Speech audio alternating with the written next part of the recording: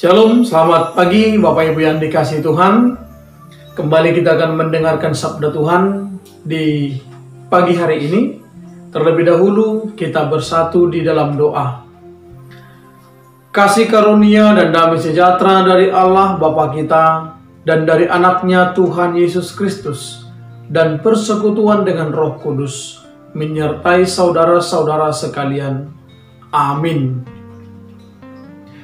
Saudara yang dikasihi Tuhan, firman Tuhan bagi kita di pagi hari ini. Mari kita baca dari 1 Korintus 1 ayat 27. Demikian firman Tuhan. Tetapi apa yang bodoh bagi dunia, dipilih Allah untuk memalukan orang-orang yang berhikmat. Dan apa yang lemah bagi dunia, dipilih Allah untuk memalukan apa yang kuat. Saudara yang dikasihi oleh Tuhan, firman Tuhan ini mengajarkan kepada kita terkait atau mengenai hikmat. Hikmat yang di dalam pemahaman manusia dan hikmat yang bersumber daripada Allah.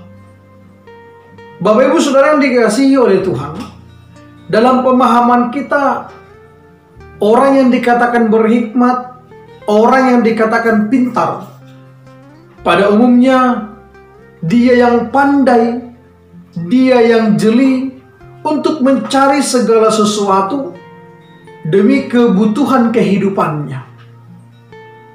Atau orang yang pintar dan berhikmat dalam pemahaman kita adalah dia yang pandai mengambil kesempatan, yang pandai memanfaatkan situasi dengan tujuan supaya kehidupannya lebih baik. Namun lebih dalam lagi, Rasul Paulus mengajarkan kepada kita hikmat yang diajarkan oleh Yesus Kristus kepada kita. Ada banyak perbedaan dengan pemahaman manusia. Salah satunya adalah bagaimana kita berhikmat menghadapi segala tantangan dalam kehidupan. Hikmat yang bersumber daripada Allah itu adalah hikmat yang didasari oleh kasih. Bagi manusia, mengikut Kristus itu dianggap sebagai kebodohan, yaitu manusia yang tidak mengenal Kristus, atau manusia yang tidak percaya bahwa Yesus adalah sumber keselamatan. Sehingga mereka akan mengejek kita, mereka akan menghina kita, karena mereka berpikir bagaimana mungkin Tuhan itu bisa mati. Bagaimana mungkin Tuhan itu bisa takluk kepada manusia? Itulah pemahaman dan pemikiran orang yang tidak menerima Yesus sebagai juru selamat. Maka orang yang tidak percaya kepada Kristus, yang tidak menjadi pengikut Kristus, menganggap bahwa memikul salib, menyangkal diri, itu adalah tindakan yang bodoh. Bagi orang yang tidak percaya kepada Kristus, mereka tidak akan bisa terima ketika mereka disakiti, dianiaya, dilecehkan, dihina. Mereka tidak akan mau menerima itu dengan gampang. Atau bahkan mereka akan menyusun rencana pembalasan. Akan tetapi Yesus mengajarkan kepada kita hukum kasih adalah jangan membalas kejahatan dengan kejahatan, namun balaslah kejahatan dengan kebaikan.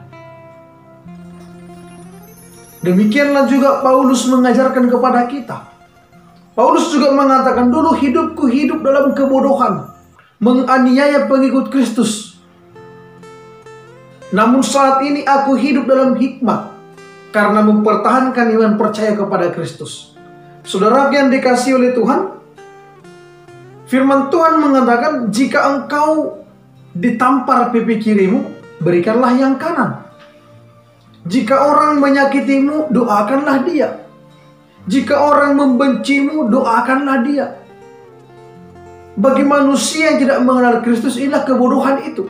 Tapi dikatakan di sini, apa yang bodoh bagi dunia, justru dipilih Allah untuk memalukan orang-orang yang berhikmat.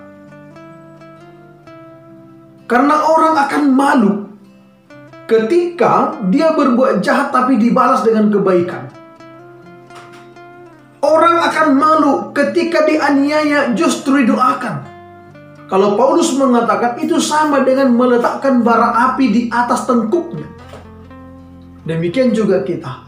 Kalau kita dikatakan pengikut Kristus, maka lihatlah bagaimana Yesus menghadapi tantangan kehidupan hingga mati di kayu salib.